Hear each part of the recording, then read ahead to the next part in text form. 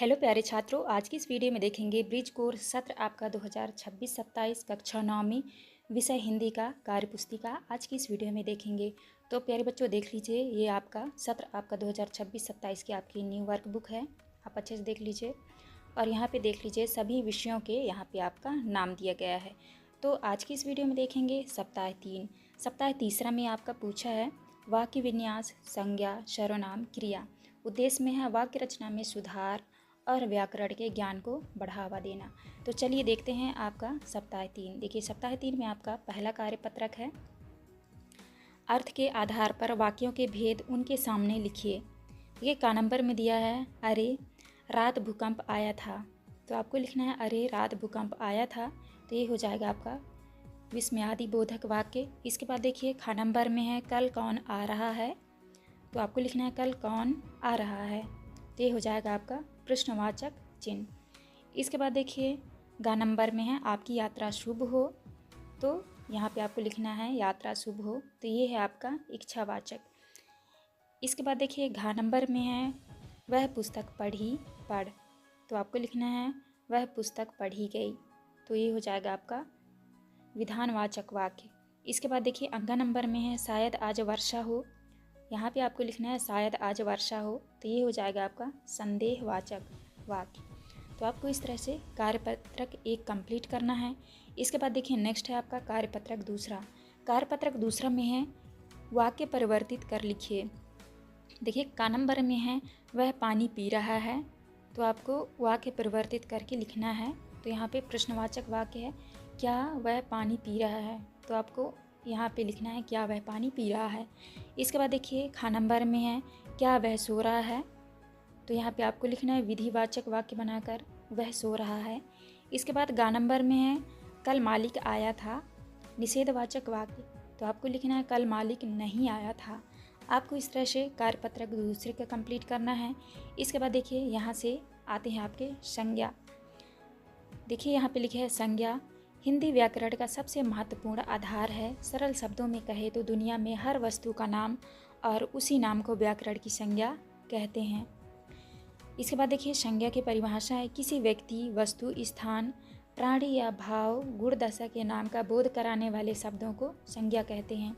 आपको इस तरह से संज्ञा के बारे में पढ़ लेना है। इसके बाद देखिए उदाहरण दिया है। उदाहरण में जैसे लिखा है व्यक्ति है राम, सीता, मयंक।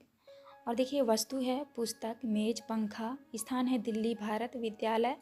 और भाव है बचपन, मिठास, क्रोध। तो इस तरह से उदाहरण देख लेना है। इसके बाद है संज्ञा के भेदों की तालिका। तो देखिए संज्ञा के कितने भेद होते हैं। तो पहला है व्यक्तिवाचक संज्ञा, जातिवाचक संज्ञा, भाववाचक संज्ञा, समूहवाचक संज्ञा और द्रव्यवाचक संज्ञा। तो चलिए देखते हैं। सबसे पहले आपका व्यक्तिवाचक संज्ञा के बारे में जानते हैं। जो शब्द किसी विशेष व्यक्ति, विशेष स्थान या विशेष वस्तु का बोध कराते हैं उसे व्यक्तिवाचक संज्ञा कहते हैं। इसके बाद देखिए इसका उदाहरण है। उदाहरण में है महेंद्र सिंह धोनी, गंगा, ताजमहल, रामायण आदि। इसके बाद दूसरे में है जातिवाचक संज्ञा। जो शब्द किसी एक वस्तु या व्यक्ति का नहीं बल्कि पूरी जाति या वर्ग का बोध कराते हैं उन्हें जातिवाचक संज्ञा कहते हैं। उदाहरण है लड़का, नदी, पहाड़, शहर आदि। तीसरा है भाववाचक संज्ञा। जिन शब्दों से किसी वस्तु या गुण, दोष, दशा, अवस्था या मन के भावों का पता चलता है उन्हें भाववाचक संज्ञा कहते हैं। इन्हें हम छू नहीं सकते, केवल महसूस कर सकते हैं। जैसे कि उदाहरण में है बुढ़ापा, ईमानदारी, थकावट और सुंदरता। चौथा है समूहवाचक संज्ञा। जो शब्द किसी एक वस्तु या व्यक्ति का नहीं बल्कि पूरे समूह या समुदाय का बोध कराते हैं इसे जातिवाचक का ही उपभेद माना जाता है। इसके उदाहरण है सेना, कक्षा, भीड़, गुच्छा। और इसके बाद देखिए पांचवे में है द्रव्यवाचक संज्ञा। जिन शब्दों से किसी धातु पदार्थ का बोध हो जिसे मापा या तौला जा सकता है, गिना नहीं जा सकता। जैसे उदाहरण है सोना, चांदी, पानी, तेल आदि। आओ संज्ञा के प्रकार को पढ़ें। तो आप इस तरह से सभी संज्ञाओं के बारे में आप अच्छे से पढ़ लीजिएगा। इसके बाद है आपका आओ संज्ञा के प्रकारों को ढूंढें। तो यहाँ पे आपको संज्ञा के प्रकारों को ढूंढना है। देखिए यहाँ पे संज्ञा भूल भुलैया का खेल दिया है। इनमें से जो है आपको संज्ञाएं ढूंढने हैं। और देखिए इसके बाद आता है आपका कार्यपत्रक पहला। कार्यपत्रक पहला में है, ऊपर दिए भूल भुलैया खेल में से संज्ञा के प्रकारों को ढूंढकर रिक्त स्थानों को भरिए। तो यहाँ से आपको जो है संज्ञा के प्रकारों को आपको ढूंढना है और इस रिक्त स्थान में आपको भरना है। तो व्यक्तिवाचक संज्ञा, तो देखिए व्यक्तिवाचक संज्ञा में आप ढूंढकर लिखेंगे गंगा और ताजमहल। इसके बाद दूसरे में है आपका जातिवाचक संज्ञा। जातिवाचक संज्ञा में आपको लिखना है, आप लिखेंगे लड़का पर्वत, आप इस तरह करेंगे। इसके बाद तीसरे में है भाववाचक संज्ञा। भाववाचक संज्ञा में लिखेंगे आप बुढ़ापा, ईमानदारी। और देखिए चौथे में है समूहवाचक संज्ञा। समूहवाचक संज्ञा में हो गया आपका सेना, कक्षा, भीड़। इसके बाद है आपका नीचे पाँचवें में है द्रव्यवाचक संज्ञा। द्रव्यवाचक संज्ञा का आपका हो जाएगा तेल और दूध। आप इस तरह से इस भूल भुलैया से जो है आप संज्ञाओं को यहाँ ढूंढ के आपको खाली स्थान में भरने हैं। आप इस तरह से कार्यपत्रक 1 कंप्लीट करेंगे। नेक्स्ट आता है आपका कार्यपत्रक दूसरा।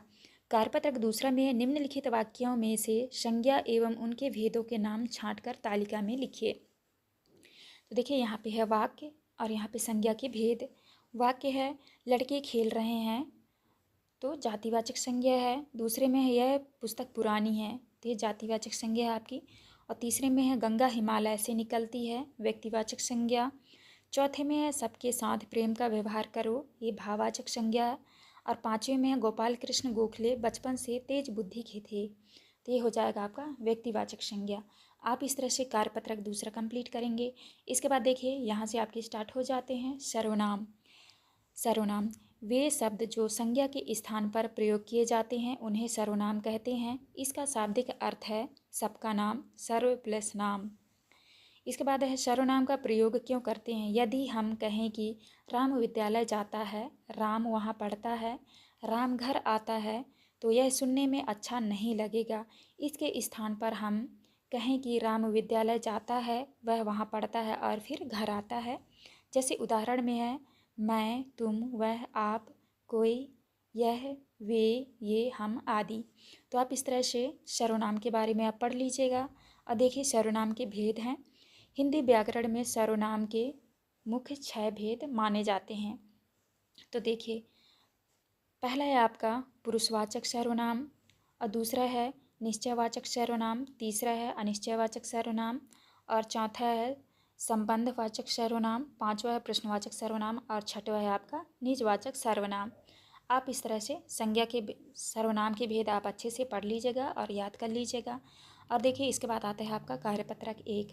कार्यपत्रक 1 में है सर्वनाम पहचान का रिक्त स्थान भरिए। तो यहाँ पे जो है आपको इसको अच्छे से पढ़ लीजिएगा। इसको पढ़ने के बाद जो है आपको कार्यपत्रक 1 में आपको भरने हैं। तो पहले में है वह ने अपना, देखिए यहाँ पे वह नहीं रहेगा, यहाँ पे आप भर लीजिएगा मैंने अपना काम पूरा कर लिया है। इसके बाद दूसरे में है दरवाजे पर कौन आया है, और देखिए तीसरे पर है वह घर पर नहीं है। और चौथे में है जो जैसा करेगा सो वैसा भरेगा। तो यहाँ पे आपको भर लेना है जो, और यहाँ पे भरना है आपको सो। पाँचवें में है वह आप ही, इसके बाद है वह आप ही चला जाएगा, तो यहाँ आप भर लीजिएगा आप इस तरह से रिक्त स्थान भर लेंगे। इसके बाद देखिए नेक्स्ट है आपका कार्यपत्रक दूसरा। कार्यपत्रक दूसरा में है सर्वनाम का प्रकार पहचान कर रिक्त स्थान में लिखिए। तो देखिए यहाँ पे सर्वनाम के नाम दिए हैं। पहले में है स्वयं, तो ये हो जाएगा आपका निजवाचक सर्वनाम। और दूसरे में है कोई, ये हो जाएगा आपका अनिश्चयवाचक सर्वनाम। और तीसरे में है जो और सो, तो ये हो जाएगा आपका संबंधवाचक सर्वनाम। और चौथे में है मैं और हम, ये हो जाएगा आपका पुरुषवाचक सर्वनाम। आप इस तरह से कार्यपत्रक दूसरा कंप्लीट करेंगे। इसके बाद देखिए यहाँ से आपके स्टार्ट हो जाते हैं क्रिया। जिस शब्द से किसी काम का करना या होना पता चले उसे क्रिया कहते हैं। संयुक्त क्रिया, जब वाक्य में क्रिया पद के भीतर एक से अधिक क्रियाएं आ जाएं तब उसे संयुक्त क्रिया कहते हैं। आप इसको अच्छे से पढ़ लीजिएगा।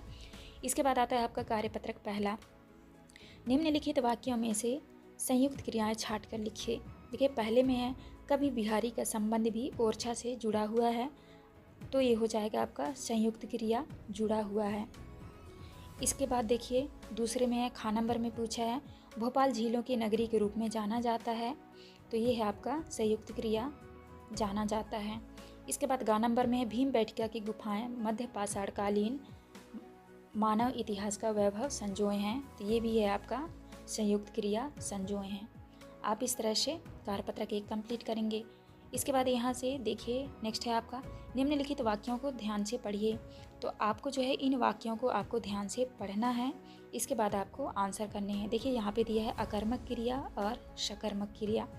तो अकर्मक क्रिया में है वाक्य में जिस क्रिया को कर्म की आवश्यकता नहीं होती वह अकर्मक क्रिया कहलाती है। जैसे वह हंसता है, इस वाक्य में हंसना अकर्मक क्रिया है।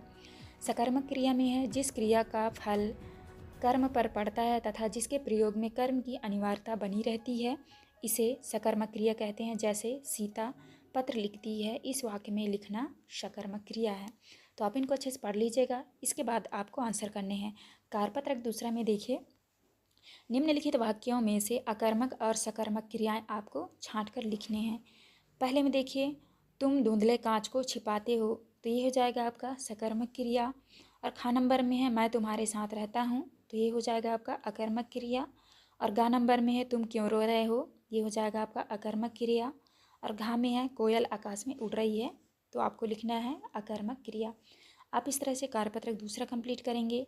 फिर इसके बाद देखिए उदाहरण दिया है समान क्रिया के उदाहरण और वाक्यों में क्रिया के उदाहरण। तो देखिए समान क्रिया के उदाहरण में है जाना, आना, खाना, पीना, सोना, पढ़ना, लिखना, देखना, सुनना, हंसना, रोना और दौड़ना। और वाक्यों में एक क्रिया के उदाहरण हैं रानी स्कूल जा रही है, मोहन खाना खाता है, लड़का दौड़ रहा है। उपर्युक्त वाक्यों में जा रही है, खाता है, दौड़ रहा है, ये सब क्रिया हैं। तो आप इसको अच्छे से देख लीजिएगा। इसके बाद यहाँ पे काल के अनुसार क्रिया के भेद। देखिए क्रिया के कितने भेद होते हैं। तो पहला है आपका भूतकाल, वर्तमान काल और भविष्य काल। तो यहाँ पे आपको देख लेना है भूतकाल में क्रिया का वह रूप जिससे बीते हुए समय में कार्य के होने का बोध हो वह भूतकाल कहलाता है। जैसे उदाहरण में है राम ने पत्र लिखा। दूसरे में है वर्तमान काल, क्रिया का वह रूप जिससे वर्तमान में कार्य के होने का बोध हो वो वर्तमान काल कहलाता है। उदाहरण है वह घर जा रहा है। तीसरा है भविष्य काल, क्रिया का वह रूप जिससे यह पता चले कि काम आने वाले समय में होगा, तो ये हो जाएगा आपका भविष्य काल। उदाहरण है अशोक पत्र लिखेगा। आप इस तरह से काल के अनुसार क्रिया के भेद आपको अच्छे से पढ़ लेना है और आपको याद कर लेना है। इसके बाद आपको आंसर करने हैं। कार्यपत्रक 3 में देखिए पूछा है दैनिक जीवन में आपके द्वारा की जाने वाली कोई 6 क्रियाएं लिखिए।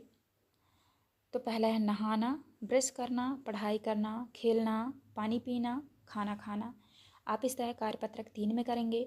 तो प्यारे बच्चों इस वीडियो में जो है हमने सभी कार्यपत्रक के आंसर अच्छे से करा दिए हैं। आप अच्छे से देख के अपनी बुक में भरिएगा। और यहाँ पे हमारी वीडियो कंप्लीट होती है। चैनल में नहीं है तो चैनल ज़रूर सब्सक्राइब करके जाएं, जिससे कि आने वाली हर एक वीडियो की नोटिफिकेशन जो है आपको सबसे पहले मिल सके। तो चलिए मिलते हैं अब नेक्स्ट वीडियो में।